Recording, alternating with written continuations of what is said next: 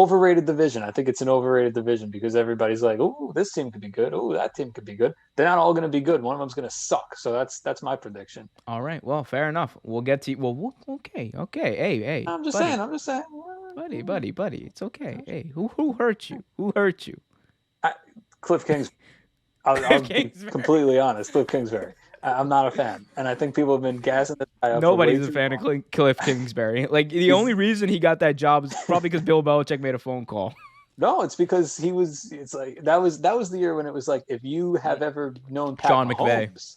No, it Oh, was the oh Pat yeah. Mahomes year. He coached That was Pat a Pat Mahomes in Mahomes year. college, and it was like Did he Patrick have a Mahomes. losing record the year Yeah, before at he Texas? He got fired. Didn't he he get got. fired at Texas Tech? So here's what happened with Cliff Kingsbury. He had a losing record with Patrick Mahomes as his quarterback at Texas Tech. Then he got fired at Texas Tech, took the USC offensive coordinator job for about a week and a half, and then the Cardinals called and said, "Do you want to be the head coach of an NFL team?" Let me rephrase it. Let me say that again. He was the offensive coordinator for a college football team before he got hired to be a head coach. He got demoted from his college football head coaching job to be an offensive coordinator, and then he got hired as an NFL head coach. The highest head coaching job he had ever had was at Texas Tech. He was not good there, and then he gets a full-time job in Arizona, and everybody thinks that this is going to work out. He's getting fired this year. We should get like a hot seat like sound effect or something because this guy's getting axed. Him and Vic both out the door. I will say it like guarantee. I will lock it in because if you have a number one pick as Mm-hmm. talented as Kyler, because I think Kyler's good. I think a little bit on the shorter side. We saw him have some issues with that. And there's definitely a ceiling, a lower ceiling to how high he can. Or I don't know. I'm going too far with the height jokes. Um, but his ceiling might not be as high as other guys just because of physical stature, but it's definitely there. He can lead a team to the playoffs. Cliff Kingsbury, however, just can't. Like he's not a good head coach. He can't coach defense. I don't think he has any clue what he's doing on the offense. They need to get Kyler a new head coach if they want to make the playoffs.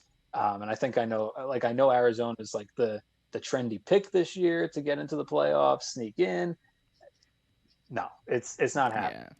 Cliff Yeah. Kingsbury he's not that guy, pal. Not that guy. Not that guy. Not that guy. Well, why don't you tell us, Ben? Who is that team that you think is gonna make the most impact in this division? Run us through your rankings for this division.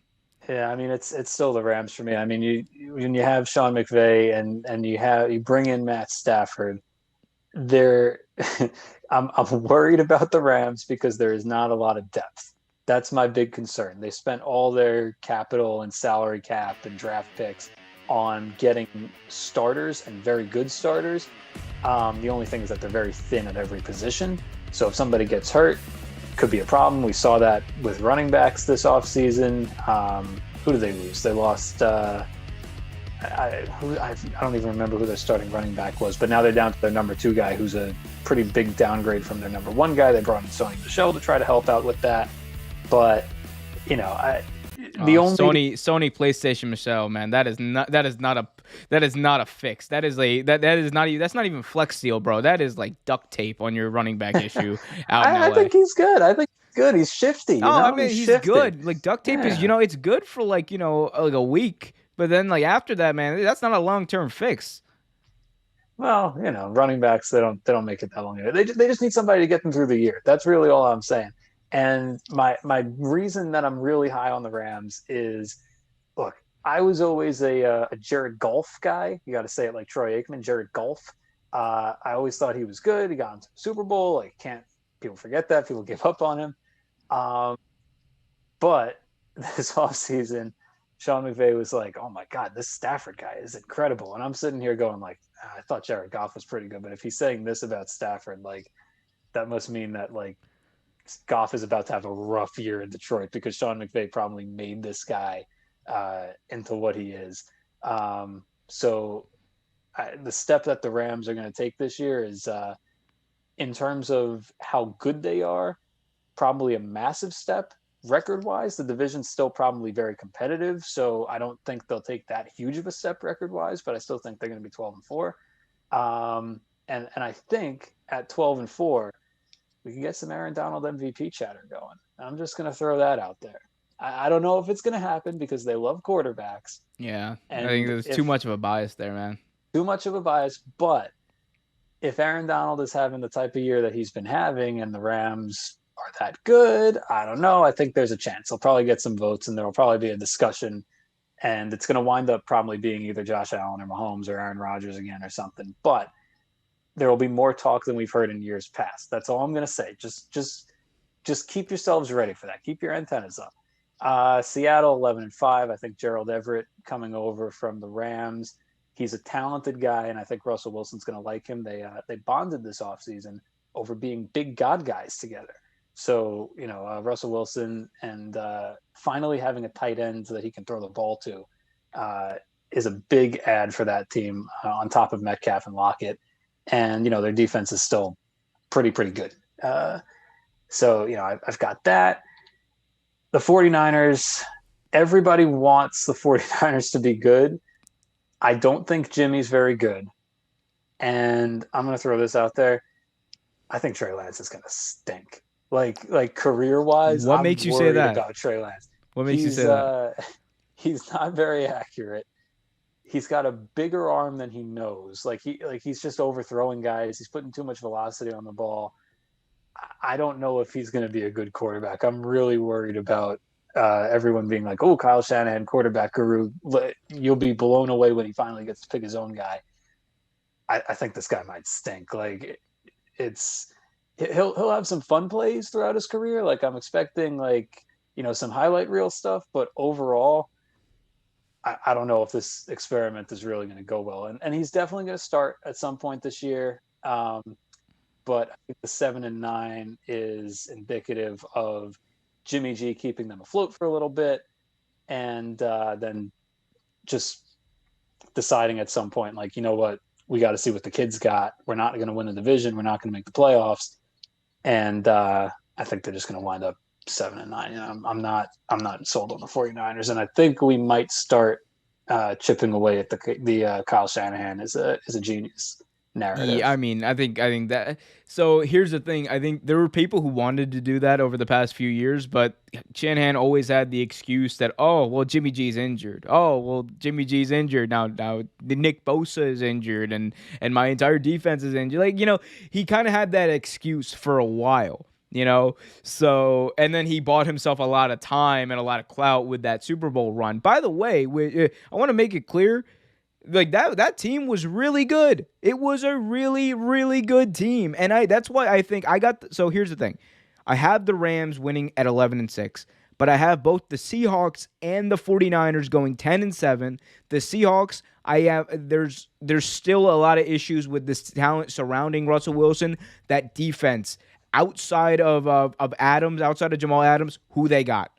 They still got Bobby Wagner, but outside there's just not a lot of depth on that. There's not a lot of experience on that defense outside of those two guys. And look, like Jamal Adams, but the dude, he's not exactly, producing. He's not a playmaking safety. He'll make the tackles in the secondary. He'll stop big plays from happening sometimes if he's on the right side of the field. However, outside of that, he's not the kind of guy who's going to turn the ball. He's not a game-changing type of safety. So, go ahead. I'll flip that on you. I think Jamal Adams is overrated, and the rest of the defense is underrated. I think the rest of that defense is probably, as a unit, I don't know how much Jamal Adams is really going to do to help them. He doesn't do much to help anybody, honestly. He's a blitz guy. He's not a great cover safety. He doesn't have great speed, but that entire defense as a whole is just a good unit. Jamal Adams kind of reminds me of every safety the Baltimore Ravens have had over the past 5 years. Just he's a guy who's there. He blitzes a lot, and he makes a hell of a lot of tackles. That's kind of what he is in my eyes. But I got some concerns though also on the offensive line for the Seahawks. They haven't really addressed that at all over the past 3 years, which is wild because you have probably the most talented quarterback in the league in Russell Wilson. I think a lot of people would agree with that. But I think Russell Wilson still gets you to those 10 wins. I think he Okay, because that's how good he is. He should win MVP probably every year because he legitimately is probably the most valuable player to his team every year. Poor But Russell Wilson is still not going to get an MVP he's vote this never year. gonna get it, man. He had a chance. He had a chance, but then Lamar balled, and it was yeah, that was. And the same thing last year. We started off last year. Oh, Russell Wilson never got first And place then MVP Aaron vote. Rodgers This is got going to be the pissed. year. Aaron Right. Rodgers just got pissed. And Like, the Seahawks fell off a cliff at the end of the year last year. So I mean, it's just you don't vote for MVP after 9 games. You don't. Sorry. No, you got to play the season. Yep. So I got the Seahawks at 10-7, but I also got the 49ers at 10-7. And this is a big asterisk, and I understand that. But the reason I got them at 10-7 is because I don't think they're going to start Trey Lance this year. The 49ers throughout this entire process have been very open, transparent, and clear about what they want. They want to be in a situation where they have Trey Lance for the future. That's the guy. And if he's ready to start, they'll put him in. But he didn't beat out Jimmy G in the preseason. We all saw that. He's still got a ways to go. I think we can all agree on that. I think his upside is insane, actually. I think he's got great upside. I think he's going to be able to accomplish that with this 49er team. But I think if Jimmy G is healthy, and that's a huge if, I understand that. And I'm being optimistic. I'm being very nice to some of these teams. But if Jimmy G is healthy, I think they can kind of recapture some of the magic that they had in that season weren't they the best team in the NFC that year? I think they were. They were the number 1 seed in the NFC. They might have been. They're not going to be the number 1 seed in the NFC this year, even with a healthy Jimmy G. But I think that defense is still damn good. Jimmy G, those running backs are amazing. Mostert is a monster, and Jimmy G is a guy who still has good chemistry with receivers. He's still a good quarterback. I don't care what anyone says. A lot of people are out here saying, well, Jimmy G, man, he really turned out to be shit. I'm just like, yeah, no, he's only shit because he doesn't play. If he was on the field, if he was able to stay healthy, we'd be like, okay, yeah, Jimmy G's a good quarterback. I think he's actually a better quarterback than Kirk Cousins. A lot of people are out here like being like Bleacher Report had a list where they were like Kirk Cousins is like the 12th best quarterback in the league, and I was like, oh, cap. But that's for another day. So I got them at 10-7. I think they will be competitive, and I think they're going to be leaning on the running game and that defense, and that is good enough to get them some wins there. I'm being nice again with the Cardinals, 7-10. This was a plus-minus situation where I wanted to do a minus, but I did a plus because like Kyler Murray. But that Cliff Kingsbury thing is, I think you're right. I think you're right. I think they're gonna want to move on from Cliff Kingsbury after this year because I don't think he's the guy to get the most out of Kyler. I think Kyler's gonna give you a lot to begin with, but there's so much untapped potential there that Cliff Kingsbury is just not gonna be the guy. It's a guy who I think could be in the mix, and I know he's always in the mix, is Josh McDaniels, and that is another huge if. But it's just, at what point? Bill Belichick's never going to fucking retire. He's never going to retire.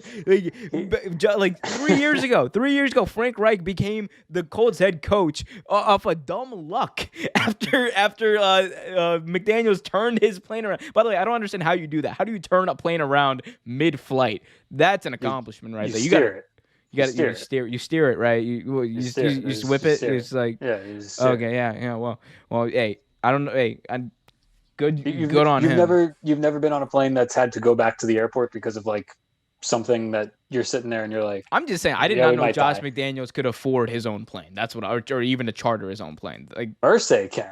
That's who can afford Irsay can.